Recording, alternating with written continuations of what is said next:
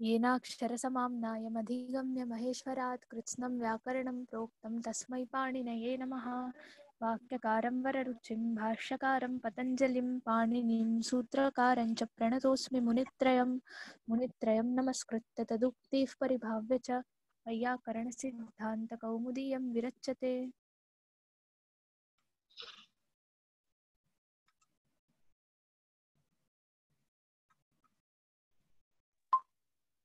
1873 अधिकं समाप्तं तत्।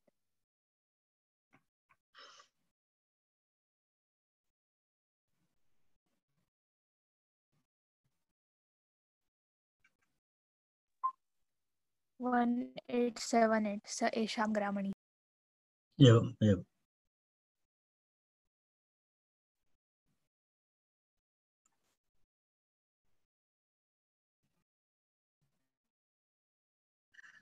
सयेषां ग्रामणी इति सूत्रं वा? ओ 18 अस्ति रैट्।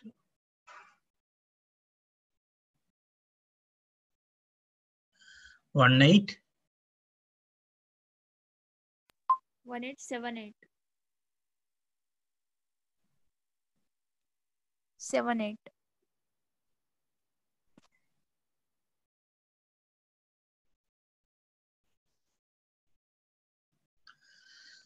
76 तावदिथं ग्रहणमिति लुकुवा इति अभवत् वा? न समाप्तं। न अभवत्। आन्सर् न अभवत्। तावदिथं ग्रहणं लुक्वा अभवत् इति मन्ये। अस्तु एकवारं तद् वदामि। तावतीथं ग्रहणम् इति लुक्वा न दाण्डाजिनिकः इति पर्यन्तम् उक्तम् इति अहं स्मरामि। यद् उक्तम् इति एनिवे पुनरेकवारं तद् उक्त्वा गच्छामि। तावतीथम् इति अस्ति। तावतां पूरणम् इत्यर्थे तावतीथम् इति शब्दः अस्ति। तावतां पूरणम् पूर्णार्थक प्रत्ययानां विषये चलति स्म न। पूर्णार्थक एतत् सूत्रं तस्मिन् प्रकरणे अन्तिमं सूत्रमस्ति। तदनन्तरं पुनः भिन्न अर्थः भवति।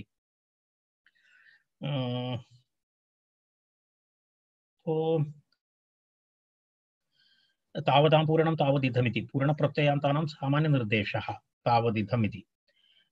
तृतीयार्थे प्रथम तृतीयान्तात् पूर्णप्रत्ययान्तात् ग्रहणम् इत्यर्थे कन् स्यात् पूर्णप्रत्ययस्य च लुक् वा इत्यर्थम् अभिप्रेत्य कन् स्यात् इति।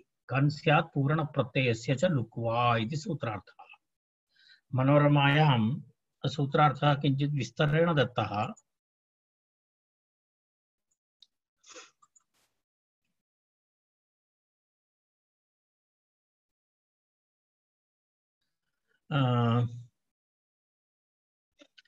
अत्र पश्यतु। तावतां पूरणं तावदिथम् इति पूर्णप्रत्ययान्तानां सामान्यनिर्देशः।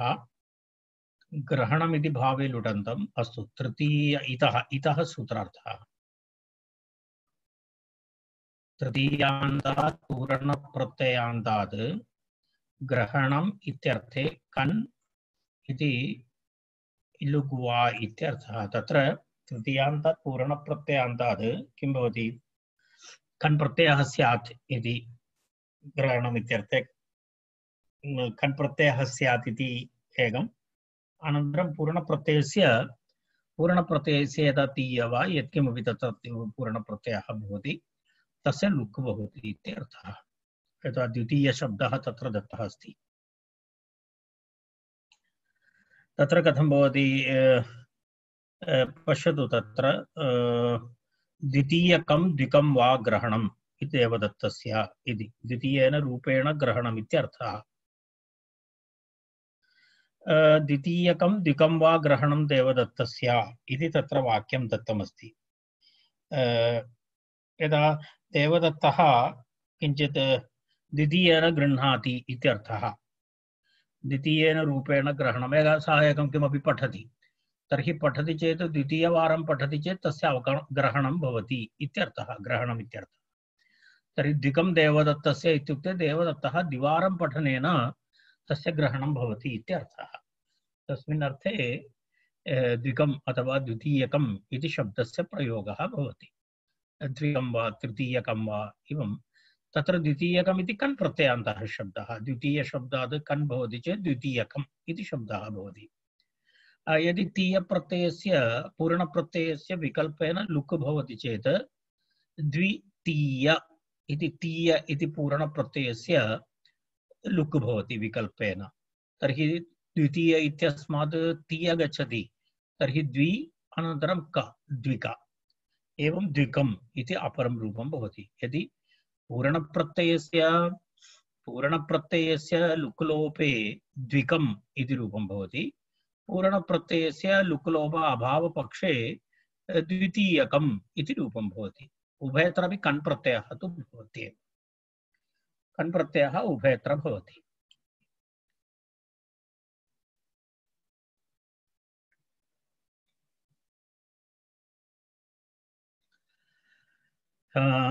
तावदेव तत्र वक्तव्यमस्ति। द्वितीयेन रूपेण ग्रहणम् इत्यर्थः। द्वितीयेन रूपेण ग्रहणम् इति तत्र सामान्यतः तस्य आशयः एवमस्ति।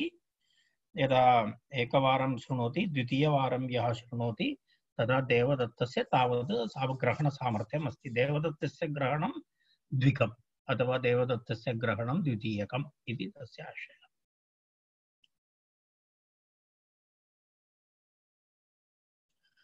तावदिथेन गृह्णाति इति कन् वक्तव्यो नित्यं च लुक् इति एकं वार्तिकमपि अस्ति।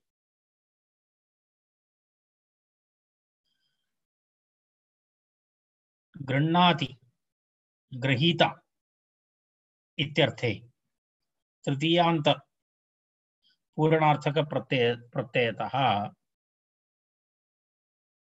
गृह्णाति इत्यर्थे, अर्थात् गृह्णाति इत्यर्थे इत्युक्ते गृहीता इत्यर्थे कन् वक्तव्यः। पूर्वं तु ग्रहणम् इत्यर्थे आसीत्, अत्र गृह्णाति अर्थात् यः व्यक्तिविशेषः तं तत्र सः मुख्य अर्थभूतः भवति तस्य चेत् इत्याशयः।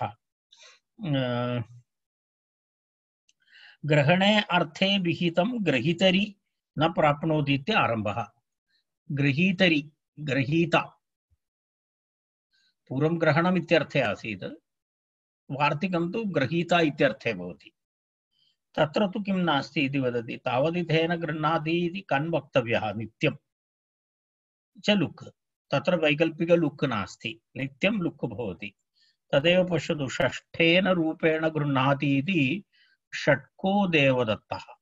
तत्र देवदत्तः तत्र विशेष्यमस्ति। षट्को देवदत्तः गृहीता, तत्र गृहीतुः विशेषणमस्ति। तद् पूर्वं तु ग्रहणस्य विशेषणमासीत्। द्विकं ग्रहणं, द्वितीयकं ग्रहणं, त्रिकं ग्रहणं, तृतीयकं ग्रहणम् इति आसीत्। अत्र तथा नास्ति। षट्कः देवदत्तः इत्युक्ते देवदत्तः षड्वारं शृणोति चेत् अध्ययनं भवति अथवा तथा ग्रहणं भवति इत्यर्थः। षष्ठेन रूपेण गृह्णाति इति षट्कः देवदत्तः, पञ्चकः, षट्कः इत्यादि रूपाणि भवन्ति। तत्र कस्यापि प्रत्ययस्य लोपः न भवति। तीयप्रत्ययस्य लुक् तत्र नित्यं लोपः भवति, वैकल्पिकं नास्ति। कन् वक्तव्यः, नित्यं च लुक् अपि नित्यं लुक् भवति इत्यर्थः। तथा भवति।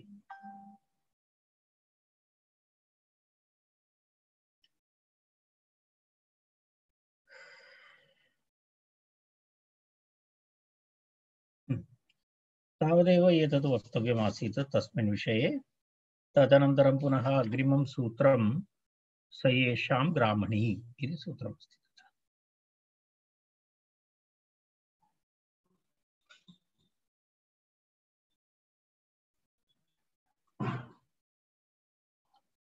स येषां ग्रामणीः।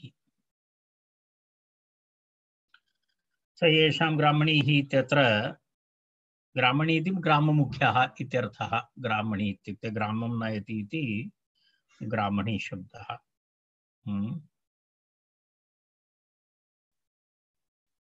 भवन्तः जानन्ति। तर्हि कन् इति अनुवर्तते, तद्धिताः ज्ञाप्रातिपदिकात् प्रत्ययः परश्च इत्यादिकं यथा पूर्वम् अत्र भवति। ग्रामणीपदः मुख्यार्थः तत्र समर्थविभक्ति, पुनः अनुवृत्ति तु किमपि नास्ति, तत्र अन्येव अनुवर्तते। प्रथमान्तसमर्थ पश्यतु मनोरमायाम् अस्ति।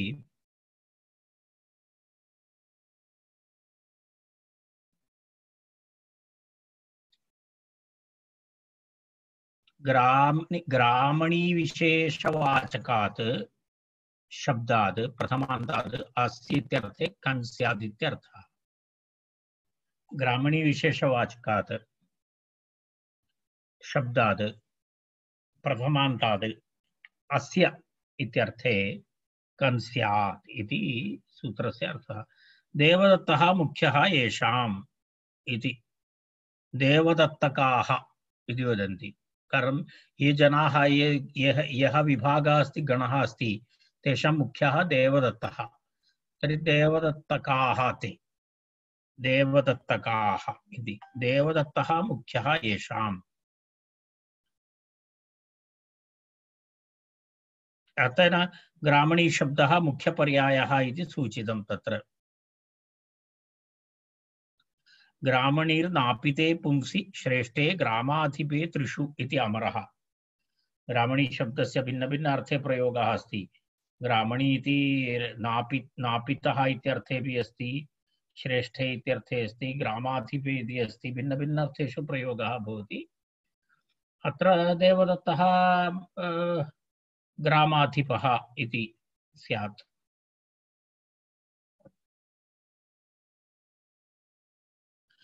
तर्हि देवदत्तकाः इत्युक्ते देवदत्तः एतेषां ग्रामवासिनां नेता, मुख्यः अस्ति इत्यर्थे देवदत्तकाः इति शब्दः। देवदत्तकाः इति शब्दः अर्थात् देवदत्तः तेषां मुख्यः अस्ति, ग्रामणी अस्ति। ग्रामणी इति ग्रामस्य मुख्यः।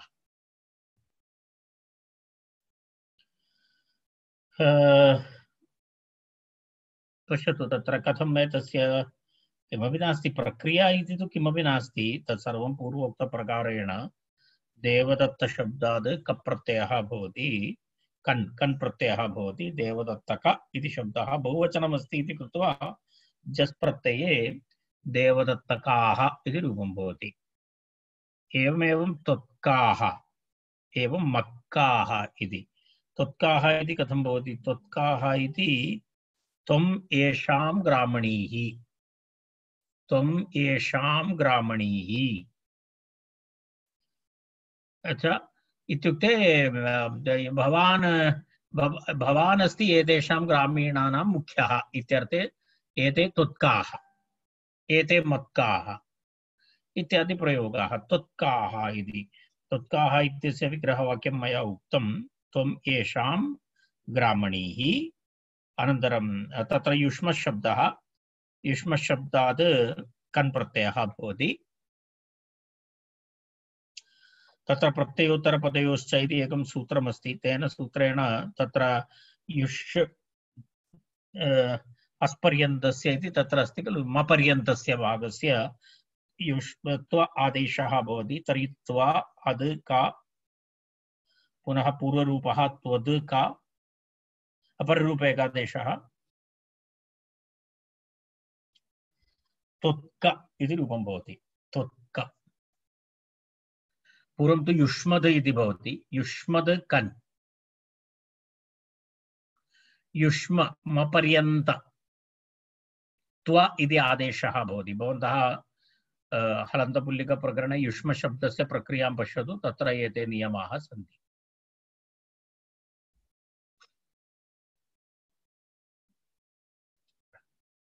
मपर्यन्तस्य इति तत्र नियमः अस्ति। प्रत्यय उत्तरपदयोश्च युष्म इत्यस्य स्थाने त्वा त्वा अद् का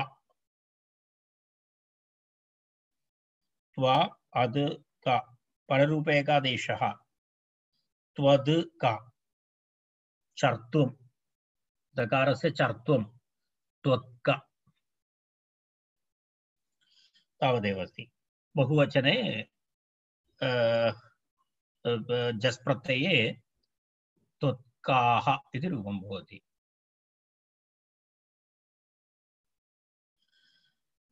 सह समानमेव अहं येषां ग्रामणीः इति मत्काः अहं येषां ग्रामणीः इति मत्काः इति रूपं भवति।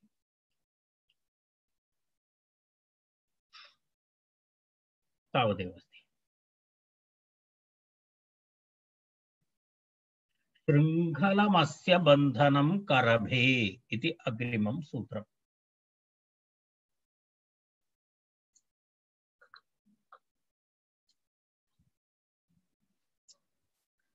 शृङ्खलमस्य बन्धनं करभे इति तत्र किमस्ति? करभः नाम गजस्य शिशुः करभः। तर्हि तस्य बन्धनं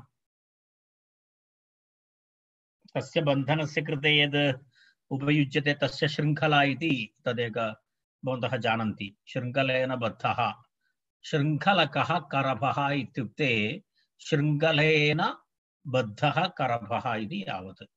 करभः अत्र मनोरमाकारः उष्ट्रः इति उक्तवान् अस्ति। करभः उष्ट्रः इति करभस्य इति उष्ट्रः इति करभः उष्ट्रः न जानामि अहं, परन्तु करभः इति गजस्य शिशुः तस्यापि करभः इति शब्दस्य प्रयोगः अस्ति। करभः कलभः इति उभयमपि अस्ति। रलयोरभेदः इति अत्र करभः उष्ट्रः इति दत्तमस्ति। अस्तु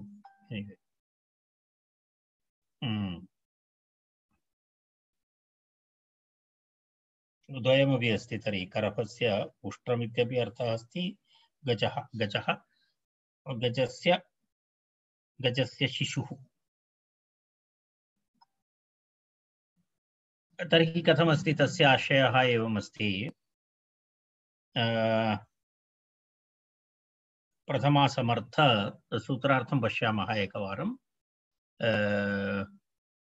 अस्य करभस्य शृङ्खलं बन्धनम् इति विग्रहे बन्धनविशेषणात् शृङ्खलशब्दात् प्रथमान्तात् अस्य करभस्य इत्यर्थे कन् स्यात् इत्यर्थः। मनोरमायां विवरणं दत्तमस्ति, पश्यतु। अस्य करभस्य शृङ्खलं बन्धनम् इति विग्रहे बन्धनविशेषणकात् अर्थशृङ्खलया बन्धनं भवति खलु। तर्हि बन्धनविशेषणकात् शृङ्खलातः किं भवति? अस्य करभस्य इत्यर्थे अस्य करभस्य एतेन बन्धनम् इत्यर्थे शृङ्खलशब्दात् कन् प्रत्ययः भवति। बन्धनविशेषणवाचकात् कन् भवति। अत्र शृङ्खला इति बन्धनविशेषणवाचकम्। तर्हि तत्र तस्मात् कन् प्रत्ययः भवति। तर्हि बन्धितः शृङ्खलया बद्धः करभः इत्यर्थे शृङ्खलकः करभः शृङ्खलकः करभः इत्यर्थ शृङ्खलेन बद्धः इति यावत्। करभः उष्ट्रः।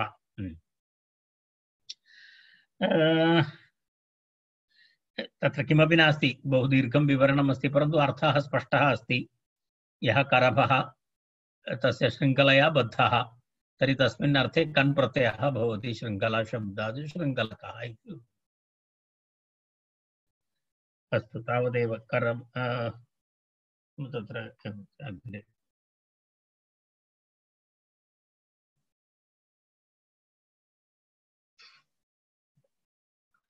उत्क उन्मनाः इति अग्रिमं सूत्रम्। उत्क उन्मनाः उद्गतमनस्कवृत्तेरिति उत्कण्ठितवृत्तेरिति उद्गतमनस्कवृत्तेः उच्छब्दात् स्वार्थे कन् उत्कण्ठितः इति उद्गतमनस्कवृत्ति अर्थात यस्य मनसि उत्कण्ठा वर्तते सः उद्गतमनस्कः इति उच्यते उत्कण्ठितः इत्यर्थे अपरः शब्दः उद्गतमनस्कः तर्हि उद्गतमनस्कवृत्ति भवति यस्य तस्मिन् अर्थे उत् शब्दात् कन् प्रत्ययः भवति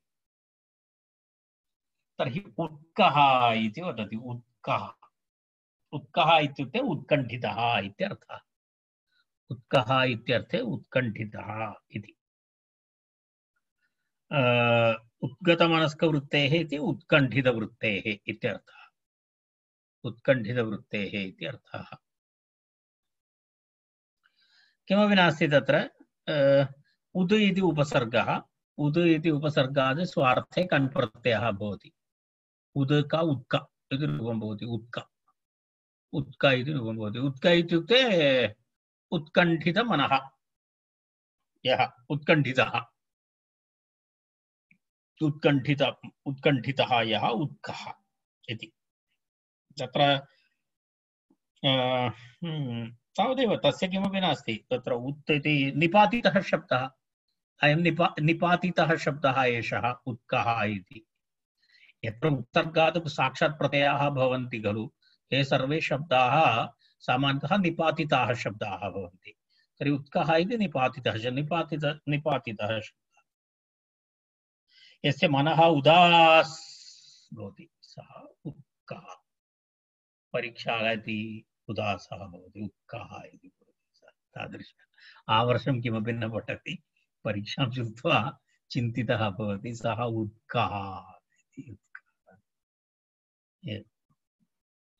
अहमपि किञ्चित् उत्कः अस्मि इदानीम् अस्तु उत्कण्ठितः इत्यर्थः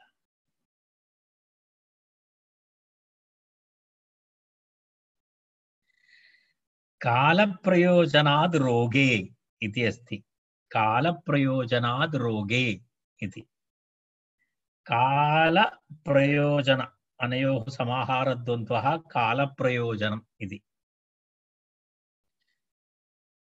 कालशब्देन अत्र कालवृत्तिः पूरणप्रत्ययान्तः द्वितीयादिशब्दः एव गृह्यते न तु मासादिशब्दः व्याख्यानात् अत्र किमपि नास्ति अत्र एवमस्ति कालवचन तत्र एवमस्ति किञ्चित् रोगादिविषये वदति यदा द्वितीयको ज्वरः इत्यादि प्रयोगः भवति द्वितीये अहनिभवः द्वितीयको ज्वरः इति सूत्रार्थः तु एवमस्ति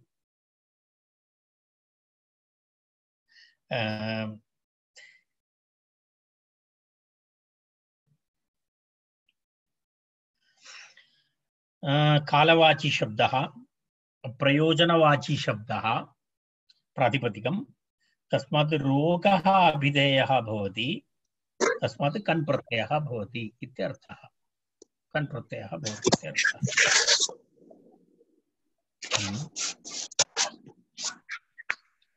कुतः ध्वनिः आयते प्रसाद रोगार्थे कालवाची प्रयोजनवाची प्रातिपदिकेभ्यः रोगे अभिधेये कन् प्रत्ययः वक्तव्यः इत्यर्थः कन् प्रत्ययः स्यात् इत्यर्थः उदाहरणेन स्पष्टं भवति तत् पश्यतु कालवचनात् प्रयोजनवचनात् च कन् स्यात् रोगे द्वितीये अहनिभवः द्वितीयकः ज्वरः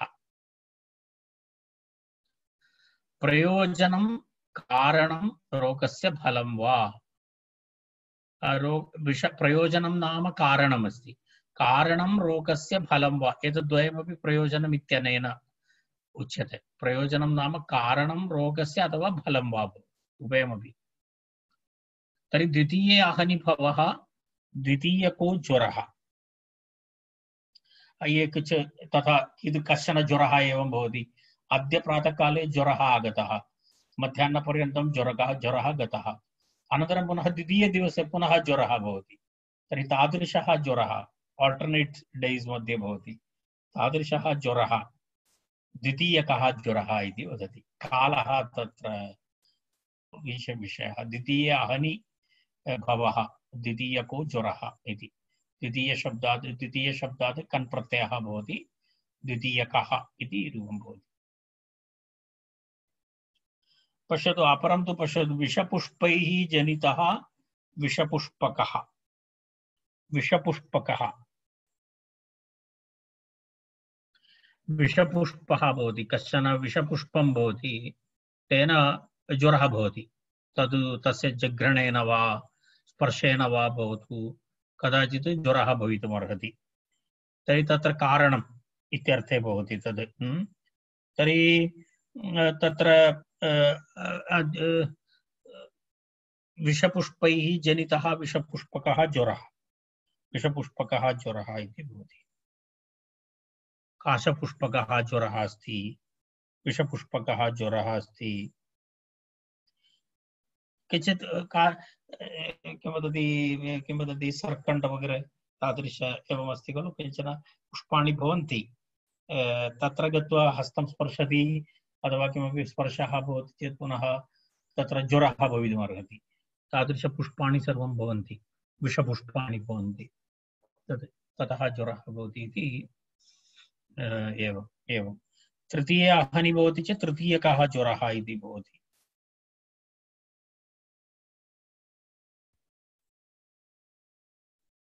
उष्णं कार्यम् अस्त्य इति उष्णकः ज्वरः।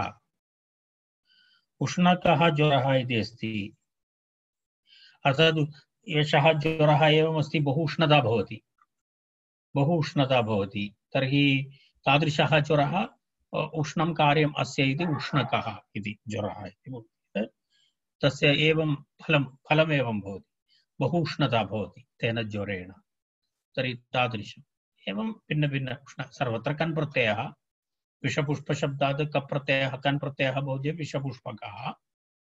उष्णशब्दात् कन् प्रत्ययः भवति चेत् उष्णकः इति शब्दः। रोगे इति किमर्थम् इति उक्तम्।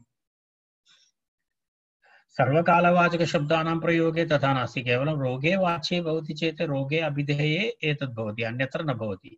तदेव द्वितीयो दिवसः अस्य इत्यत्र पश्यतु प्रत्युदाहरणे। रोगपदस्य निवेशः एतदर्थम् अस्ति यत्र रोगरूपार्थस्य प्रतीतिः नास्ति, तत्र कन् प्रत्ययः न भवति।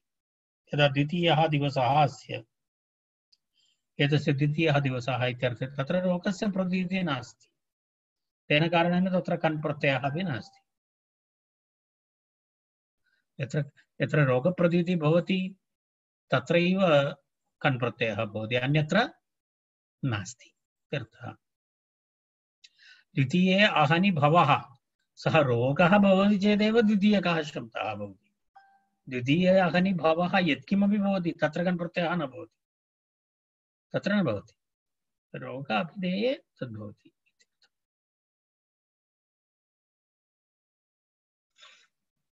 तावदेव।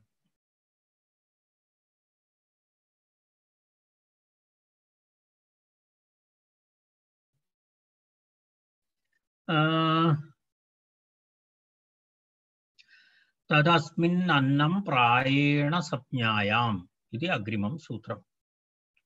तदस्मिन् अन्नं प्रायेण संज्ञायाम्। प्रथमान्ताद् सप्तम्यर्थे कन् स्यात् यत् प्रथमान्तम् अन्नं चेत् प्रायविषयं तत् इति।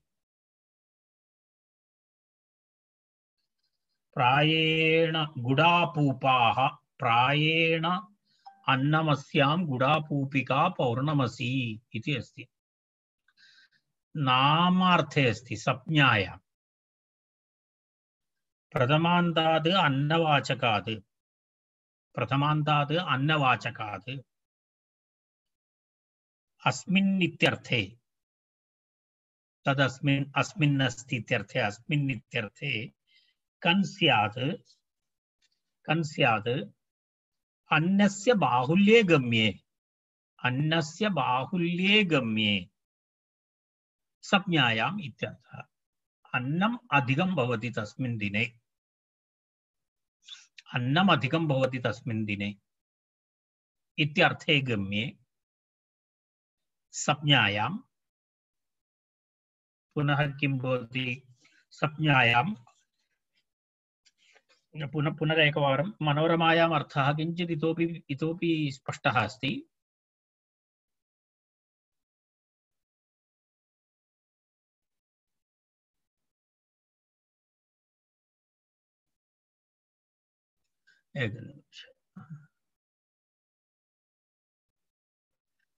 प्रथमान्तात् अन्नवाचकात् अस्मिन् इत्यर्थे कन् स्यात् अन्नस्य बाहुल्ये गम्ये संज्ञायाम् इत्यर्थः। यदा गुडापूपः इति अस्ति, गुडापूपः इत्युक्ते भवन्तः जानन्ति न जानामि, तदस्माकं प्रदेशे गुडापूपः इति बहु प्रसिद्धमस्ति। तत्र गुडः भवति, अनन्तरं पीट् तण्डुलस्य पिष्टं भवति, तद् मिक्स् कृत्वा एवं भवति निर्माणं। गुडापूपः इति उच्यते। तत् अत्र न दृष्टं मया। तत्र यदा अप्पे इव दृश्यते, तद् अप्पे इति वदति खलु, तादृशं गुडापूपः भवति। तर्हि तत्र अन्नस्य प्रायेण अन्नं तत्र अधिकं भवति, अन्नमस्यां गुडापूपिका भवति। तद् पौर्णमसि भट्टोजिदीक्षितः अस्ति खलु, भट्टोजिदीक्षितः दाक्षिणात्यः आसीत् न, तेन कारणेन तस्य एतादृशविषयेषु अधिकज्ञानं भवति। तर्हि गुडापूपाः प्रायेण अन्नमस्यां गुडापूपिका पौर्णमसि संज्ञा अस्ति वस्तुतः।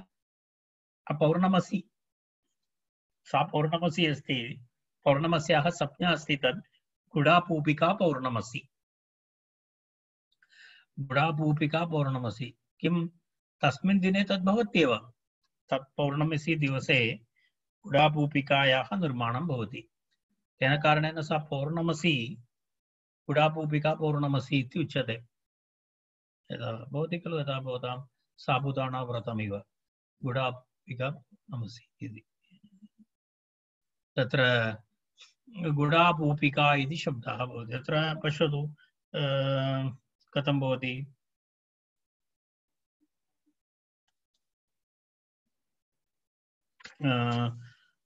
यदा पूर्णिमा दिवसे गुडयुक्त अपूपस्य गुडापूपाः प्रायेण अन्नम् अस्यां पौर्णमास्याम् इत्यर्थः। तस्य विग्रहवाक्यम् एवं भवति। किं भवति? गुडापूपाः प्रायेण अन्नं, तद्दिने तदेव खादति सामान्यतः। प्रायेण गुडापूपाः प्रायेण अन्नम् अस्यां गुडापूपिका इति पौर्णमासी इति उच्यते। तर्हि तावदेव संज्ञा अस्ति पौर्णमसि। गुडापूप शब्दात् कन् प्रत्ययः भवति। गुडापूप कन्, गुडापूप कन् भवति, गुडापूपक इति भवति। गुडापूपक इति भवति टाप् प्रत्ययः भवति। गुडा स्त्रीलिङ्गमस्ति खलु पौर्णमसि। गुडापूपका इति भवति, प्रत्ययस्तत्कात् पूर्वस्य इदाप्यसुपः इति अकारस्य इकारादेशः। तर्हि गुडापूपिका इति भवति। स्त्री प्रत्यय प्रकरणं पश्यतु।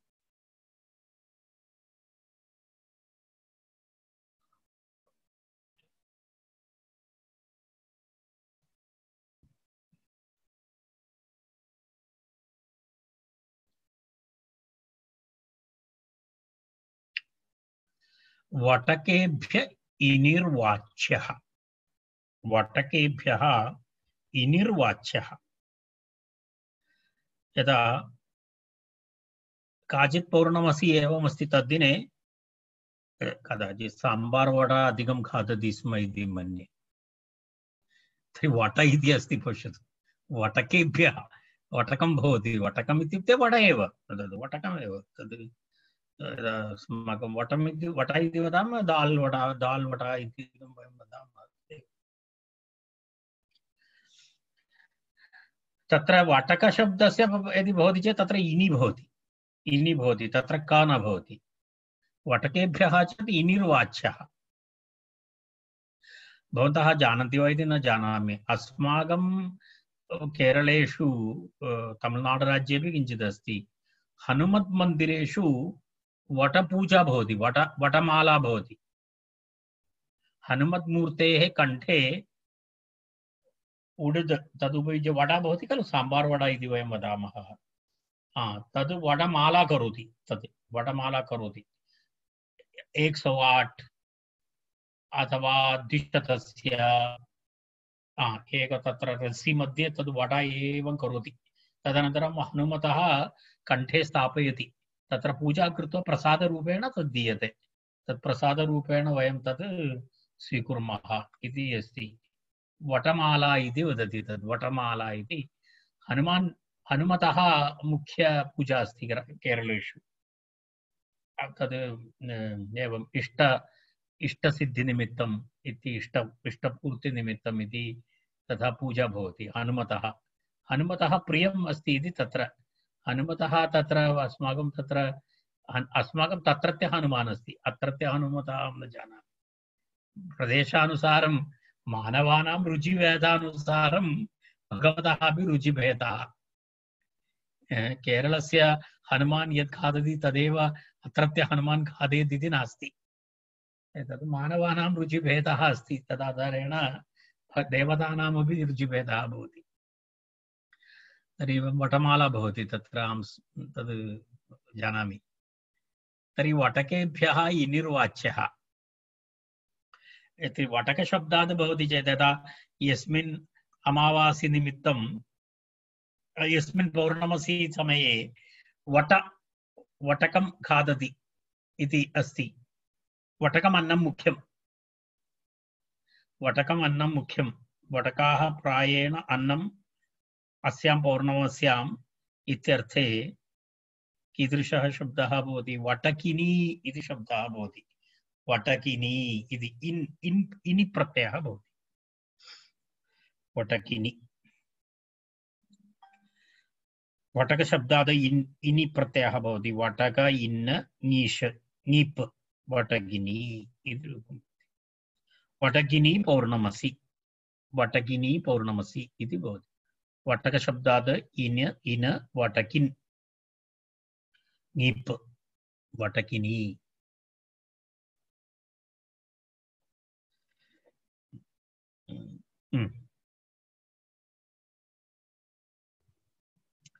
इतोपि अस्ति कुल्माषाद् अन्य,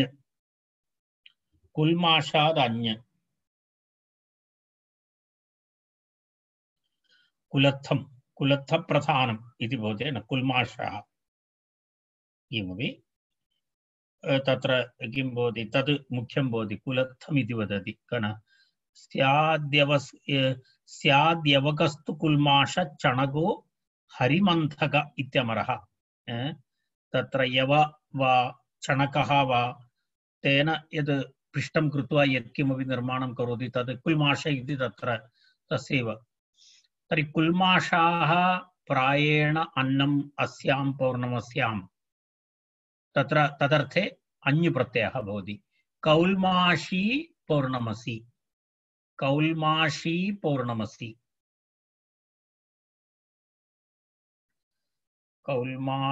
पौर्णमसि इति।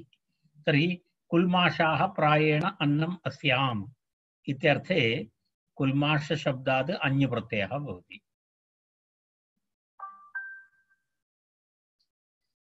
कुल्माष शब्दात् अन्य प्रत्ययः भवति। कुल्माष शब्दात् अन्य प्रत्ययः भवति चेत् आदिवृद्धि भवति।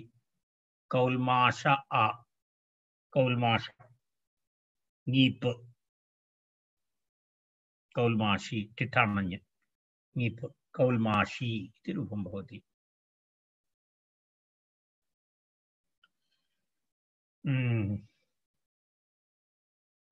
अग्रिमं सूत्रम् एक निपातनम् अस्ति, शब्दस्य निपातनम् अस्ति। श्रोत्रियं छन्दो अधीते, श्रोत्रियं छन्दो अधीते इति अग्रिमं सूत्रम्। श्रोत्रियः इति शब्दस्य किं भवति, निपातनम् अस्ति तत्र। श्रोत्रियः श्रोत्रियः इत्युक्ते तत्र द्वितीयान्तादि शब्दात् अधीते इत्यर्थे किं भवति, खन् प्रकृतेः श्रोत्रादेशश्च निपात्यते। मनोरमां पश्यतु, मनोरमायां दत्तमस्ति, निपातितमस्ति, प्रक्रिया द्रष्टव्यमेव नास्ति, परन्तु केवलं तत्र कथमिति, तत्र द्वितीयान्तात् पश्यतु, द्वितीयान्तात् छन्दशब्दात् अधीते इत्यर्थे खन् प्रकृतेश्च श्रोत्रादेशश्च निपात्यते। तत्र पश्यतु, अध्येतर अर्थे अण् प्रत्ययः भवति, तस्य अपवादः अस्ति एषः। तर्हि छन्दशब्दः, छन्दः, छन्दसं, छन्दः इति, छन्दस् इति अस्ति। तत्र वेदाध्ययनं करोति यः छन्दः अधीते इत्यर्थे छन्दशब्दात् खन् प्रत्ययः अपि भवति, छन्दशब्दस्य स्थाने श्रोत्र आदेशः अपि भवति। तद् किमपि द्रष्टव्यं नास्ति अस्माकं। छन्दः अधीते इत्यर्थे श्रोत्रियशब्दः निपात्यते। वेदाध्ययनकर्ता श्रोत्रियः, छन्दः अधीते इत्यर्थे श्रोत्रियः इति शब्दः।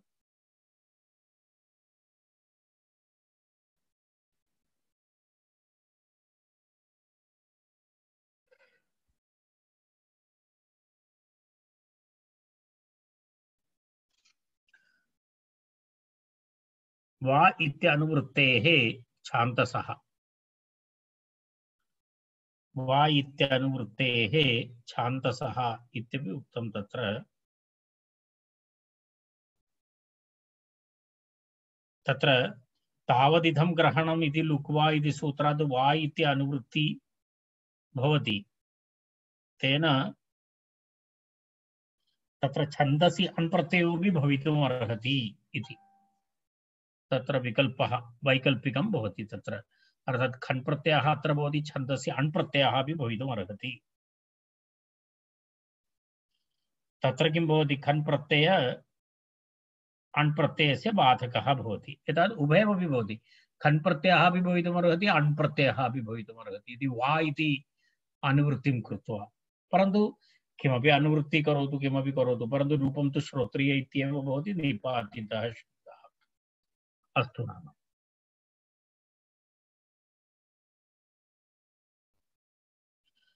इतोपि एकसूत्रं पश्यामः। श्राद्धमनेन भुक्तम् इनिठनौ इति अग्रिमं सूत्रम्। श्राद्धमनेन भुक्तम् इनिठनौ,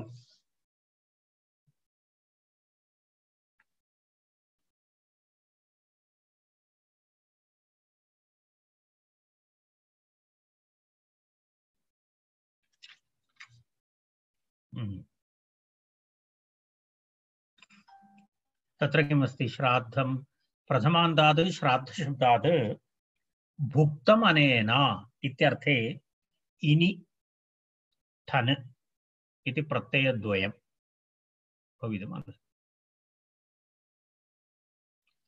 श्राद्धसाधनद्रव्ये श्राद्धशब्दः लाक्षणिकः। श्राद्धम् अनेन भुक्तम् इति, श्राद्धं तु खादितुं न शक्यते न, श्राद्धं तु खादितुं न शक्यते, तर्हि श्राद्धसाधनं खादति इत्यर्थः। तद् लाक्षणिकः अर्थः स्वीकरणीयः, लाक्षणिकतया स्वीकरणीयम् इत्यर्थः। कारणं तत्र श्राद्धं कथं खादितुं शक्यते, तदेव तत्र मनोरमाकारः बालमनोरमाकारः वदति तत्र किं तत्र एषः अर्थः स्वीकर्तव्यः लाक्षणिकः अर्थः श्राद्धसाधनद्रव्ये श्राद्धसम्बन्धी श्राद्धस्य निमित्तं यत्किमपि वस्तुविशेषं निर्मितमस्ति तत् खादति श्राद्ध तदेव श्राद्धमनेन भुक्तम् इत्यर्थे श्राद्धशब्दात् इनि प्रत्ययः भवति चेत् श्राद्धी इति रूपं भवति ठन् प्रत्ययः भवति चेत् श्राद्धिक इति रूपं भवति द्वितीय प्रथमान्तात् श्राद्धशब्दात् प्रथमान्तात् श्राद्धशब्दात् भुक्तमनेन इत्यर्थे इनि ठनौ एतौ स्तः इत्यर्थः श्राद्धसाधनद्रव्ये श्राद्धशब्दो लाक्षणिकः इनि प्रत्यये नकारादिकारः उच्चारणार्थः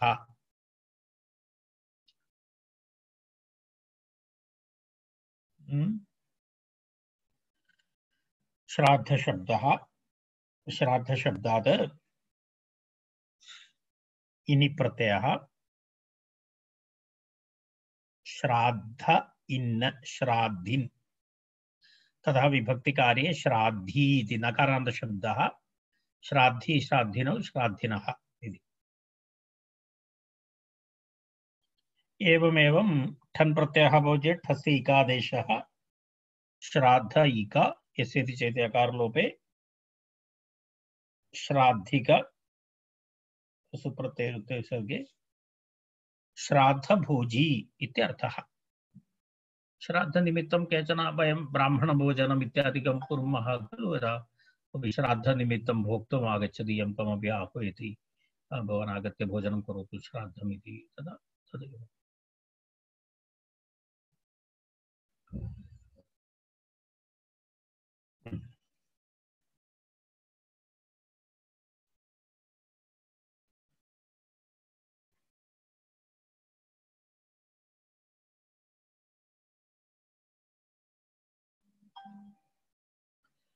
पूर्वादिनिः पूर्वं कृतम् अनेन इति पूर्वी इति शब्दः पूर्वशब्दात् इनि प्रत्ययः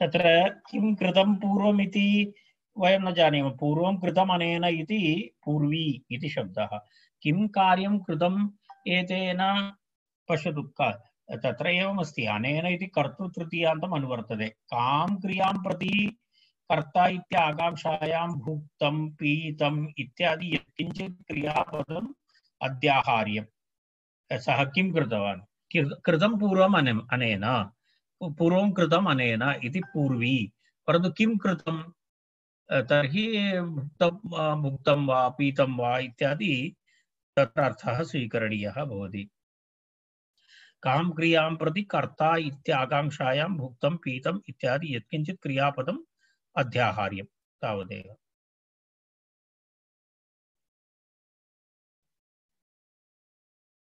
पूर्वं कृतम् अनेन इति पूर्वशब्दात् इनि प्रत्ययः भवति पूर्विन् इति शब्दः भवति तस्य प्रथम एकवचने पूर्वी इति अत्र तिष्ठामः वयम् इदानीं